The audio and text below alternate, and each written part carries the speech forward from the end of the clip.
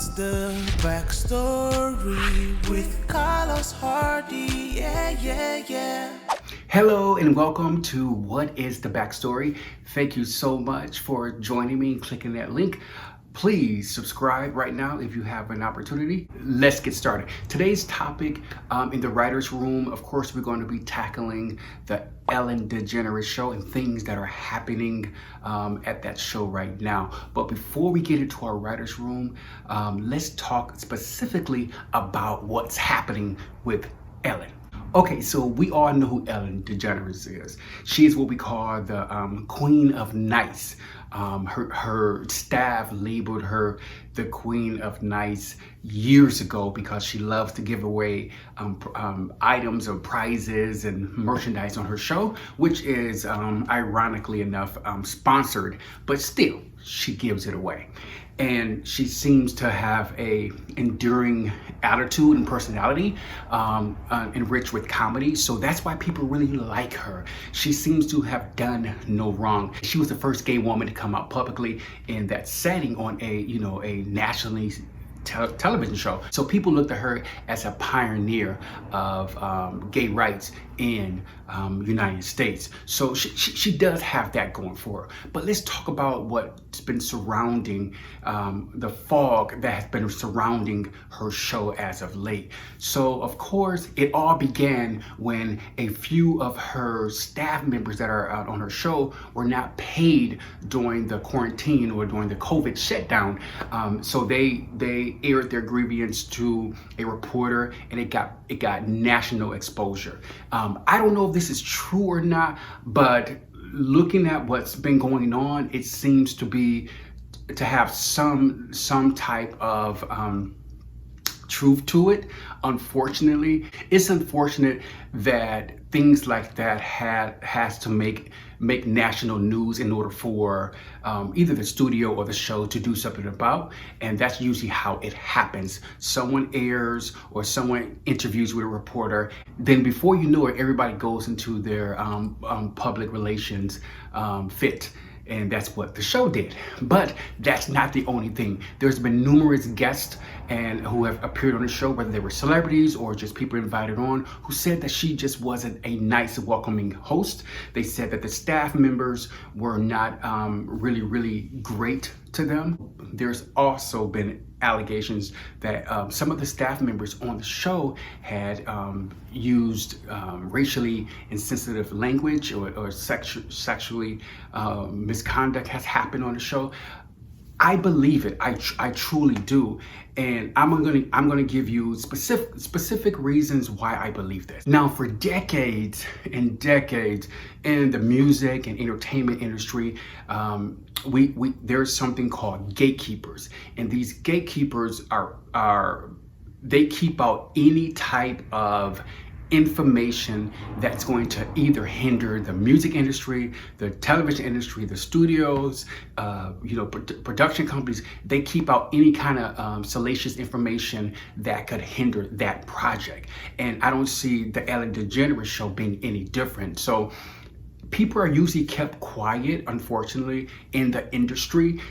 They do not want any kind of information getting out that's going to cause the public opinion to turn on them. So that's why they try their very best to smother any type of allegation, any type of disagreement. It's one of those things where you don't say anything. You see the things that are happening on the show or within the confines of the show, but you don't say anything because you don't want to lose your job. You do not want to be the odd man or odd woman out. So you stay quiet and hope that one day someone will have enough courage to come forward. That's just what happens. It happens not only in the industry, not only in television and music. It happens in business. It happens in retail. It happens in an accounting office or a lawyer's office. It happens all around the world. The Ellen DeGeneres show is just one place that it is actually happening,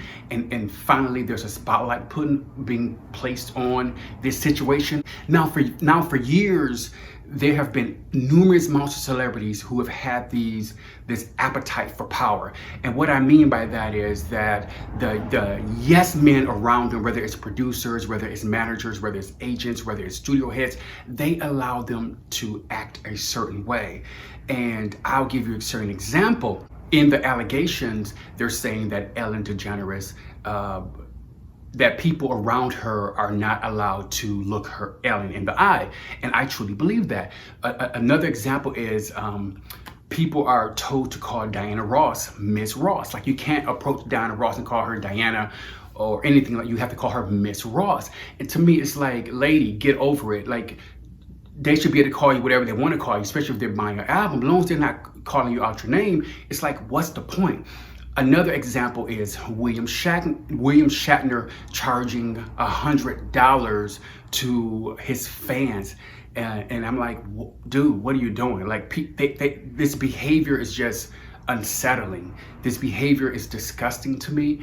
And that's just my opinion. And it happens all the time on every set, on every video, on every movie set. You may think the show is perfect because it's written so well and the characters are beloved, but behind the scenes, there's always something going on. I mean, most employees just want a great, functioning, positive work environment. That's all we really care about, more so than anything else. Treat us nice, we treat you nice. No disrespect. And with the Ellen situation, I just believe that the employees had enough, and they decided to come forward. And when you come forward like that, you have to just throw everything to the wind and say, this happened to me, sort of like the Me Too movement. And I know that's a little more deep, but to me it's similar, because all this stuff is happening to all of these people, all these employees or associates, and no one is saying anything. They're only saying something because they're fed up. And there's always a breaking point to that. And now Ellen is finally feeling that. And this didn't just happen overnight. This happening for years. And like I said, you have a job, and on your job, things like this happen all the time, where you have to be a certain way, or what we call code switch, for the person that's in power, whether it's the manager, the DA, the district manager, the leader, the regional manager, or the studio head, or television music exec, whatever it is. You have to be a certain way because you want to feel like you're doing your job, but you also want to feel liked. And that's not something that should be held against you. You should be able to just be yourself, as long as you respect others and respect boundaries. You should be able to just be yourself in any kind of business environment. And it's like I said, it's really it takes me aback, because I remember working on a television show, yes, in Hollywood, and that's the same behavior, the same kind of situations that are happening on the Ellen show happened where I was working at.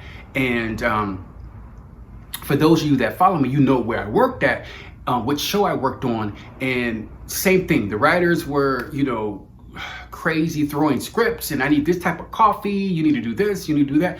And I get it, don't get me wrong, you've earned that privilege to be able to exercise your right to, ask for specific things. But I'm not running all over town to get you your specific type of peanut butter. It's just not that serious. Bring that shit in if you really want that type of peanut butter, okay?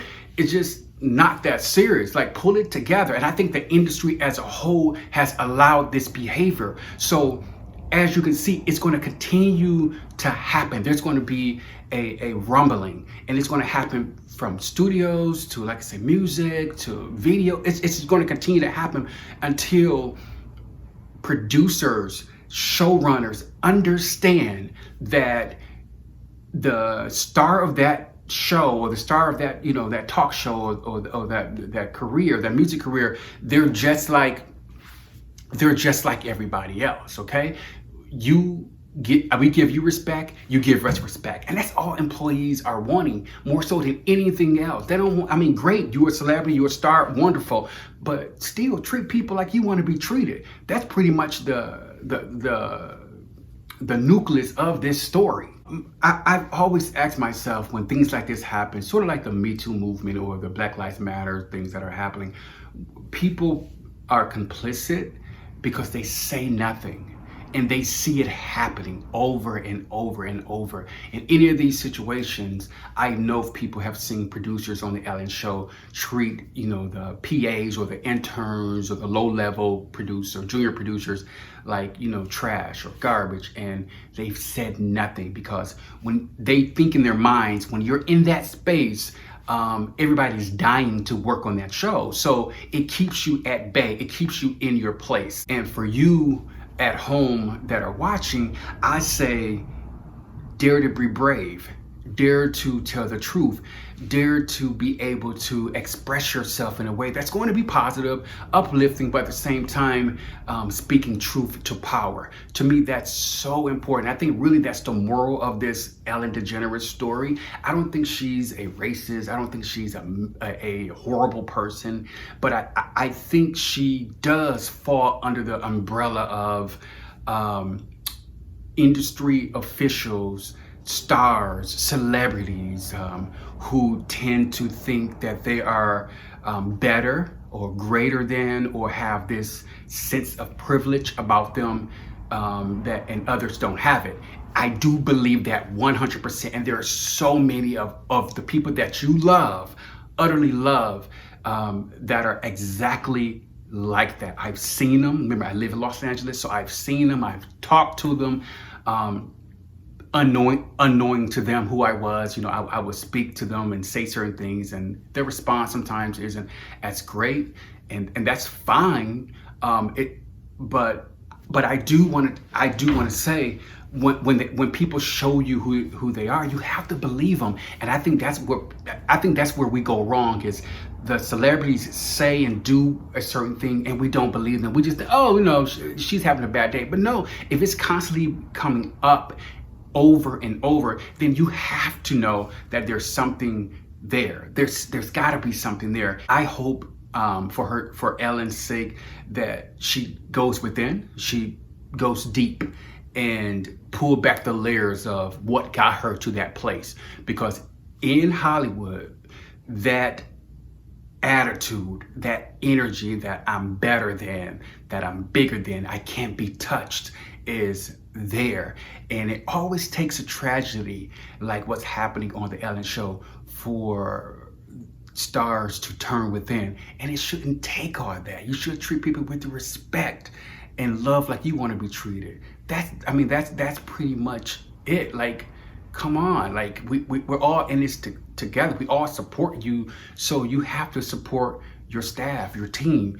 That's just pivotal, and it is really, really important. So that's that. Okay, so as a writer myself, I'm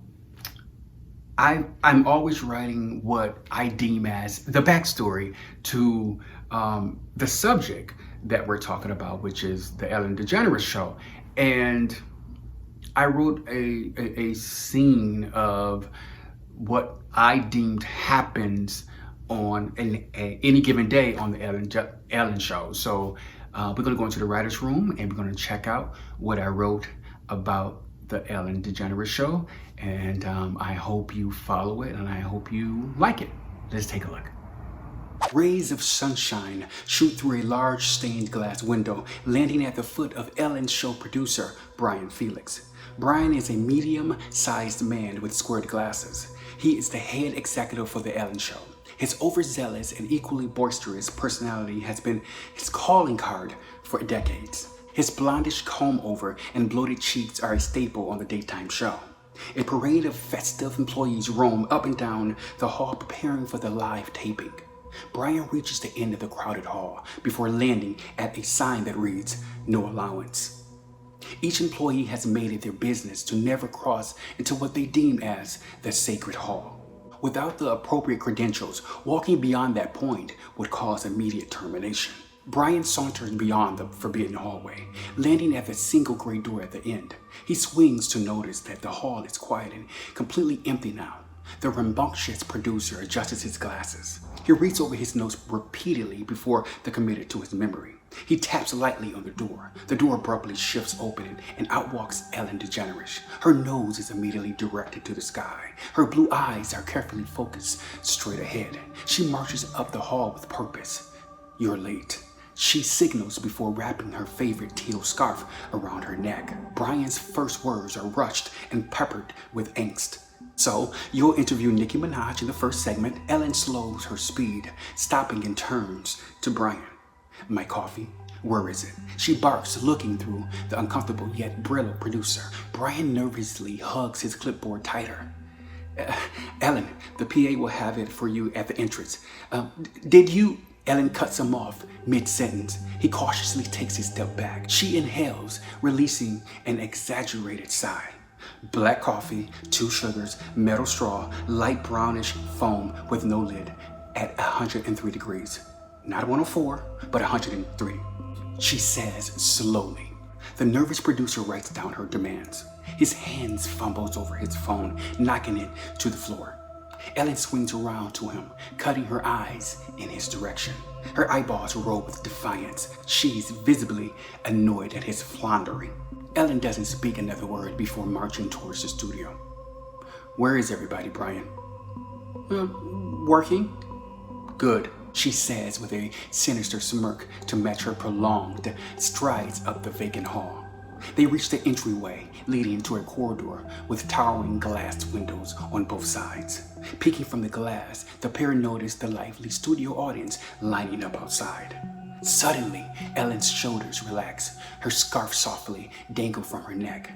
A more pleasant smile is secured to her face. The once frumpy talk show host has morphed into the beloved queen of nice that her public is used to seeing. She waves with care, acknowledging her fans. "They love me, Brian," she taunts with a whisper. "The funny thing is, I could shoot someone on Hollywood Boulevard and they would still love me." Yes, they do, Ellen. They adore you," Brian says while keeping a safe distance behind the talk show host. Moments later, the duo exits the hall. Ellen's scowl creeps back into her expression. A cluster of staff members notice Ellen approaching the studio. Each of them quickly disperse, hoping not to be seen. A young teenage boy waits patiently in front of the studio entrance. In one hand is a red plate with a single blueberry scone, and in the other is a cup of coffee. Hey, Ellen, here's your coffee," the teen production assistant gleefully says, looking her squarely in the eye. Ellen halts, peering at her producer, then back at the coffee. Brian takes the coffee from the enthusiastic teen. "Thank you, Tommy. That will be all."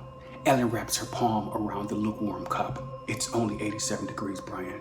Now my day is ruined. Is that what you want, Brian? Because it seems like it." The teen stands motionless, not knowing where to direct his eyes. The teen botches his words. "I'm sorry, ma'am, DeGeneres.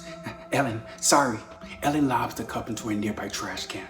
The hot liquid splatters on the young boy's arm, forcing an ear-splitting screech. Ellen is noticeably unbothered by the teen's affliction. She whispers openly in Brian's ear, knowing that the teen will hear. "Get rid of him. Find another coffee boy." Brian turns to Tommy, then back to Ellen. Sorrow seems to be at the helm of his declaration. "But today is his first day, Ellen. He's really a good kid." Ellen turns back, glaring at her producer with a menacing sneer. "Would you like for today to be your last day, Brian?" she threatens while teasing her blonde locks. She turns and waits for her cue from the stage manager. From behind the curtains, the audience roars in anticipation. Ellen notices Brian consoling the teenage boy. The teen's shoulders slump, his head plunged onto Brian's shoulder. He's obviously saddened by his abrupt departure. Ellen swings around, noticing the grief-stricken teen. For a split second, her emotions are visible. She allows herself a moment to sense the pain of the fired boy. Within seconds, the announcer bellows, "And here's Ellen." She gladly turns away from the tearful teen, perks up her shoulders, adjusts her tie, and smiles while dancing onto the stage. And welcome back to What is the Backstory. I hope you appreciated that bit that I wrote there about the Ellen Show. Remember, I've worked in mainstream Hollywood, so that kind of things happens all the time. It's not something that I'm making up. It's not something that it's not something that I'm just, thinking about, feeling. It's something that's real, unfortunately, and it happens all the time in Hollywood. I equated it to the Me Too movement. People didn't take it seriously until one person came forward, then two, then three, then four, and before you know it, there were countless women coming forward talking about what has happened to them. And so writing that was very therapeutic, especially with what I had gone through here in Hollywood. It wasn't too crazy, but it was enough for me to say, yeah, I can't deal with that. I'm not a part of that. That's not who I am. I don't ever want to be like that. I don't ever want to treat human beings that way. So I figured that is what happened on any given day on the Ellen Show.